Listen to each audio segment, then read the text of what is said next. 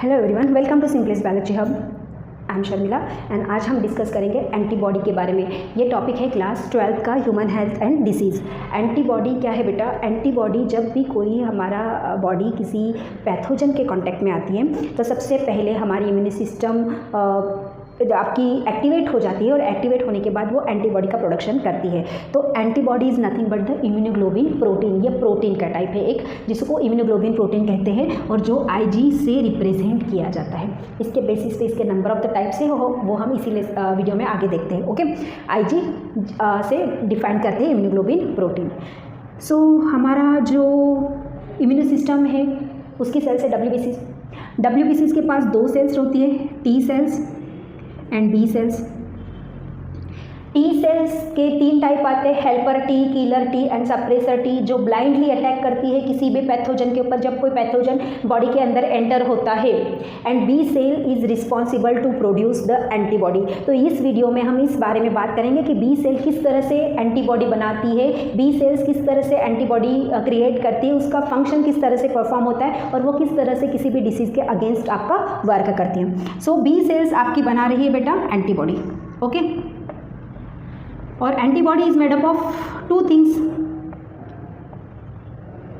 दो चेन से बनी रहती है। ये होती है हैवी चेन से, heavy chain of amino acid and light chain of amino acid. ये जो डायग्राम है आपके एंटीबॉडी की है, यहाँ पे ये जो एंटायर चेन है that entire chain we called the heavy chain. Heavy chain made up of 400 amino acid. 400 amino acid की बनी है। और ये जो दो हैंगिंग फॉर्म में है, ये कंप्लीट नहीं है बेटा, ये देखो ये दो हैंगिंग फॉर्म में है। ये जो है आपकी 200 अमाइनो एसिड की है, that is the light chain. दोनों heavy chain and light chain आपस में बाइंडिंग हो रही है। यहाँ पे ये देखो बाइंडिंग है, यहाँ पे हैवी चेन और लाइट चेन के आपस में। And that binding is of sulphide disulphide bonding, क्योंकि दो सल्फाइड के मॉलिक्यूल्स है, that is disulphide bonding. S8 दोनों के बीच में बॉन्डिंग होकर आपका एंटीबॉडी का structure, it is the Y shaped structure, we called it Y shaped structure. So it is made up of heavy chain of 200 amino acid and light chain of the heavy chain of 400 amino acid and light chain of 200 amino acid. Heavy chain divide होती है, consist करती है 4 अलग अलग type को, immunoglobulin को। Okay, तो first जो इम्यूनोग्लोबिन प्रोटीन है उसका दैट इज द आईजीजी। और आईजीजी ये टोटल एंटीबॉडी का 80% है बेटा। Total number of antibody body के अंदर जितना जनरेट होता है उसका टोटल एंटीबॉडी का 18% antibody is the IgG type of the antibody and it work against the chronic disease.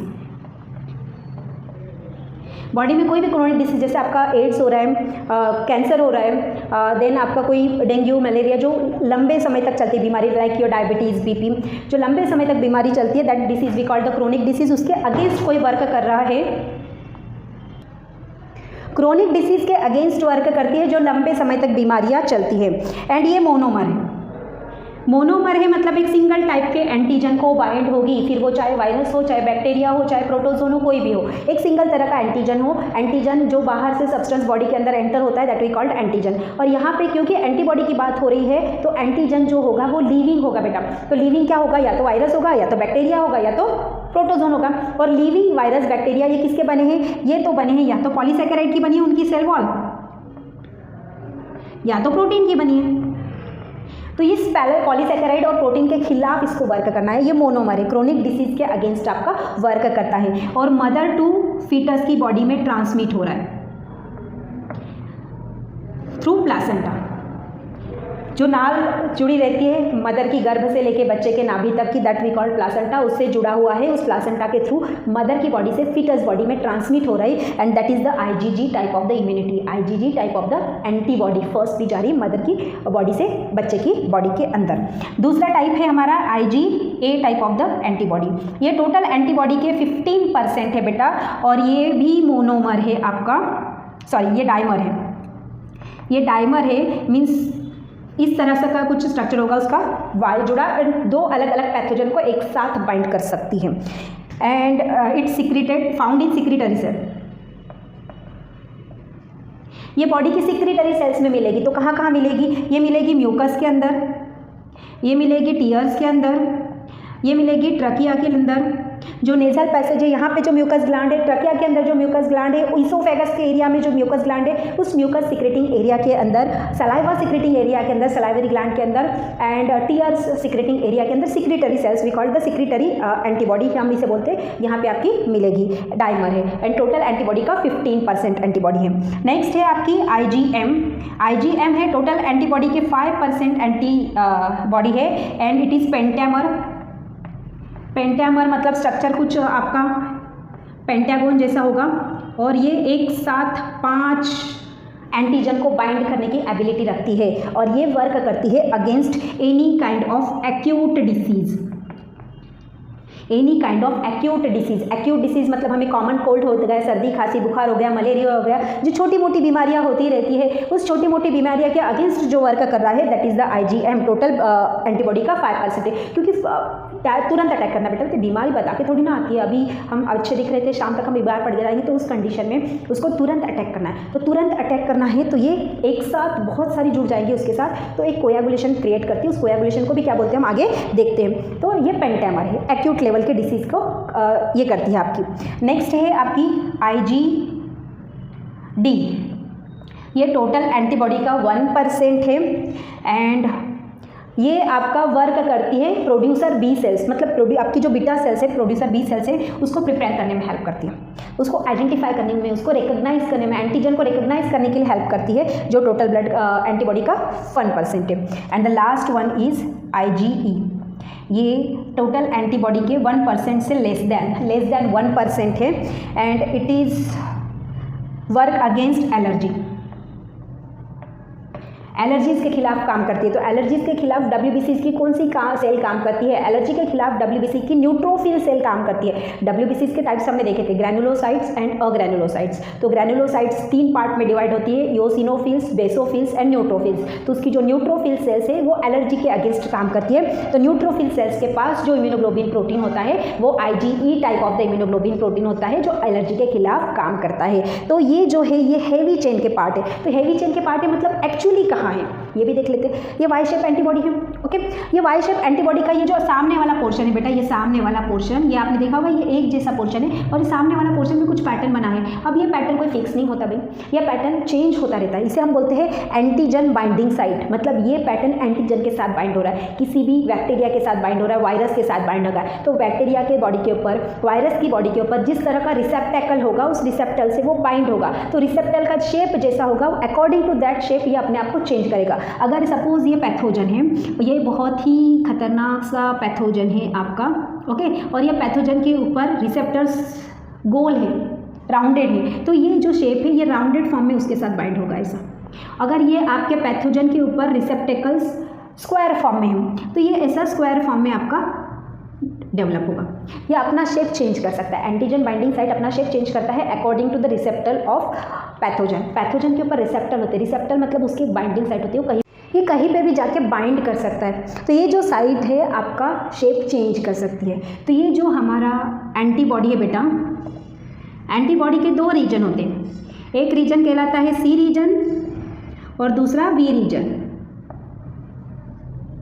तो ये जो नीचे वाला पार्ट है that is the C region और ये ऊपर वाला पार्ट जहाँ पे एंटीजन बाइंडिंग साइट है ये आपका V region. V region can change its shape according to the receptors on the pathogen. Pathogen के ऊपर जैसा रिसेप्टर होगा उसके हिसाब से वो अपना शेप एंड साइज चेंज कर सकता है। अब कभी कभी क्या हो जाता है, एक्चुअली V रीजन आपका बाइंड हो रहा है बेटा, तो कभी कभी क्या हो जाता है जैसे बहुत सारे पैथोजन हैं, ये बहुत सारे पैथोजन हैं, तो ये एंटीबॉडी हमारी बहुत सारी एंटीबॉडी पैथोजन के साथ बाइंड हो जाती है और एक कॉम्प्लेक्स स्ट्रक्चर क्रिएट करती है and that complex structure we call the agglutination. That complex structure we called the agglutination. इसमें क्या होता है, इसमें बहुत सारे पैथोजन को उसने बाइंड कर दिया और एक कोएगुलेट कर दिया, उसको हम बोलेंगे कोएगुलेट कर दिया। तो एंटीबॉडी स्पेसिफिकली क्या करती है, एंटीबॉडी किसी भी पैथोजन को, किसी भी एंटीजन की मोबिलिटी को रोक देती है, उसको आगे ही नहीं बढ़ने देती। अब आगे नहीं बढ़ेगा तो किसी के साथ बाइंड कैसा होगा, बाइंड नहीं होगा तो डिसीज कैसा क्रिएट करेगा, ना डिसीज क्रिएट कर पाएगा ना मूव हो पाएगा, तो मूवमेंट को वो उसके अफेक्ट कर रही है। एंटीबॉडी क्या करती है, किसी भी पैथोजन के मूवमेंट को अफेक्ट करती है। अब इसके साइड में जो फैगोसिटिक रिकॉग्नाइज साइट जुड़ी रहती है, तो हमारी बॉडी में हमें पता है सेल्स के अंदर बहुत सारे फैगोसिटिक सेल्स होती है। जैसे आपकी नॉर्मल सेल होगी तो उसमें लाइसोसोम होता है, आपकी लीवर की सेल होगी तो उसके पास कोफर सेल होती है, ब्लड होगा तो उसके पास डब्ल्यूबीसीज होती है, डब्ल्यूबीसीज की मैक्रोफेजेस है, लिम्फोसाइट सेल्स जो है वो फैगोसिटिक इन नेचर है, वो यहाँ पे आके बाइंड हो जाएगी उसके साथ और इस पैथोजन के अग्लूटिनेशन को, पैथोजन के ग्रुप को या सिंगल पैथोजन को इनगल्फ कर लेगी, खत्म कर देगी, खा देगी, लाइस कर देगी। ओके, इस तरह से उस पैथोजन को किल किया जाता है। इस तरह से हमारी इनेट इम्यूनिटी सिस्टम वर्क करती है, जो हमारी नेचुरल इम्यूनिटी सिस्टम है। ये हमने इनेट इम्यूनिटी सिस्टम वाले वीडियो में भी देखा था, बट उस एरिया में एंटीबॉडी किस तरह से वर्क करती थी ये वाला स्ट्रक्चर हमने वहाँ पे नहीं देखा था। तो antibody are Y shaped structure किसका बना है, प्रोटीन का बना है, अमाइनो एसिड का बना है। किसके द्वारा बनाया जाता है, बनाया जाता है बी सेल्स के द्वारा। डब्ल्यूबीसीज की जो बी सेल्स है उसके द्वारा बनाया जाता है। बी सेल्स कहाँ बनती है, बी सेल्स बोन मैरो के अंदर बनती है, बोन मैरो में ही मैच्योर होती है, सेल के अंदर सेल प्लाज्मा में प्रेजेंट होती है और 1 सेकंड के अंदर विद इन द 1 सेकंड वो आपकी नियर अबाउट 2000 एंटीबॉडी बनाती है। बी सेल्स हमारी 1 सेकंड के अंदर बेटा 2000 एंटीबॉडी बनाती है और ये जो 2000 एंटीबॉडी बनाती है छोड़ती कहाँ है, प्लाज्मा के अंदर छोड़ती है। तो ये हमारा हाथ है, ये हमारी ब्लड कैपिलरीज है, ब्लड कैपिलरीज के अंदर ये बी सेल्स है, ये बी सेल ने बहुत सारी एंटीबॉडी छोड़ दी है ब्लड के अंदर, ब्लड प्लाज्मा के अंदर बहुत सारी एंटीबॉडी है। सपोज ये पैथोजन हमारी ब्लड सेल के अंदर आ गया, जैसे ही ये एंटर होगा इस पैथोजन से बहुत सारी एंटीबॉडी आपकी बाइंड हो जाएगी और फैगोसाइट जो होगा, डब्ल्यूबीसी सेल जो प्रेजेंट है ब्लड के अंदर, वो उसको इनगल्फ कर लेगी, खा लेगी। इसके अलावा क्योंकि इसकी और बाइंडिंग साइट एंटीबॉडी जुड़ गई तो उसके पास बाइंडिंग साइट बची ही नहीं। अब उसके पास बाइंडिंग साइट बची नहीं तो वो किसी सेल के पास जाके बाइंड हो ही नहीं सकता और सेल के ऊपर कोई इफेक्ट डाल नहीं सकता, कोई डिसीज क्रिएट ही नहीं कर सकता। इस तरह से नेचुरल इम्यून सिस्टम आपके वर्क करती है, इस तरह से आपकी एंटीबॉडी वर्क करती है, इस तरह से आपका इम्यूनोग्लोबिन प्रोटीन वर्क करता है। तो एंटीबॉडी किसकी बनी है बेटा, एंटीबॉडी हमारी इम्यूनोग्लोबिन प्रोटीन की बनी है। इम्यूनोग्लोबिन प्रोटीन के हमने जो वी रीजन वाला पार्ट है उसके अलग अलग टाइप्स देखे। कितना टाइप है, एजीजी टाइप है जो 80% है टोटल एंटीबॉडी का, एजीए टाइप है जो टोटल एंटीबॉडी का 15% है, एजी एम टाइप है जो टोटल एंटीबॉडी का 5% है, एजीडी टाइप है जो टोटल एंटीबॉडी का 1% है और एजीई टाइप है जो टोटल एंटीबॉडी का लेस देन 1% है। ओके, इस तरह से एंटीबॉडी आपके किसी भी पैथोजन के अगेंस्ट वर्क करती है। यहाँ पे हमने पैथोजन को लिया है living pathogen, means virus, bacteria and protozoans, helminthes, all that things.